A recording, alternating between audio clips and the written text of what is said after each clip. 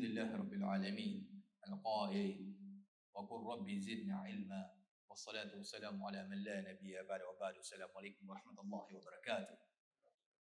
Alhamdulillah, una sa lahat, purihin natin ang nag-iisa Diyos na tagapaglikha na binigyan tayo muli ng pagkakataon na magkasama-sama at alhamdulillah, pinili niya tayo sa dami ng mga tao sa labas, pinili niya tayo upang makasamba sa Kanya.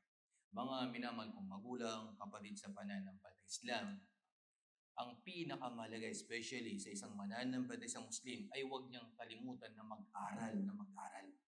Pag-aralin niya, especially ang kanyang din, especially sa mga bagong yakap sa Islam, mga bagong Muslim, pagpasok natin ng Islam, hindi lang basta okay na, wala na. Kailangan pag-aralan natin kung ano ang ating pinasok. At ang kahalaga ng pag-aaral ay napakahalaga sapagkat ito'y pinuri ni Allah mula sa Quran, ganun din naman sa sunnah ng mahal na Propeta Muhammad sallallahu alaihi wasallam. Sapagkat ang kaalaman, ito ang pundasyon para mapabuti ang pagkilala mo, o di kaya tinatawag na akida, yung pananampalataya. Para ikagay mapamabuti ang iyong akida, mag-aral ka. Ganun din ang mga pagsamba mo, mag-aral ka. Pag-aralan mo ang iyong pananampalataya. At ang pag-aaral ng pananampalatayang Islam, itinataas ni Allah ang mga antas ng mga tao nito. Sinabi mula sa banal na Quran, "Yarfa'illahu alladhina amanu minkum walladhina utul 'ilma darajat." Itataas ni Allah ang antas ng mga tao na ito na may mga pananampalataya at yung mga taong nagsisik ng knowledge. Subhanallah.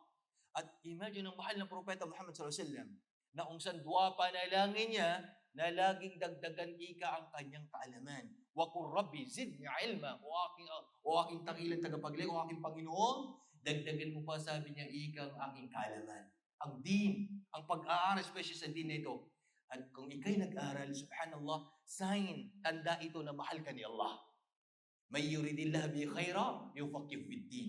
Sino man ikang ginusto ni Allah sa kanyang kabutihan, ay ipapaalam ang din, ang kanyang pananampalataya.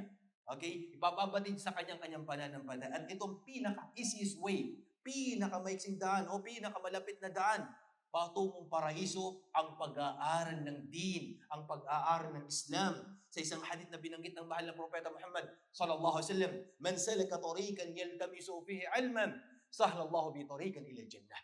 Sino man ika, ang imagine, tumahak lang ng landas ng kaalaman. Nag-prepare ka papunta sa landas ng kaalaman na yun. Sa paglalakad mo pa lang, pag-prepare mo yan, tanda yan, daan mo yan. Saan? Papuntang paraiso ni Allah subhanahu wa ta'ala. Kaya mga kapatid, mga magulang sa pananampalatayang Islam, alhamdulillah, dito sa Mercy Islamic Foundation, may pag-aaral tayo, alhamdulillah.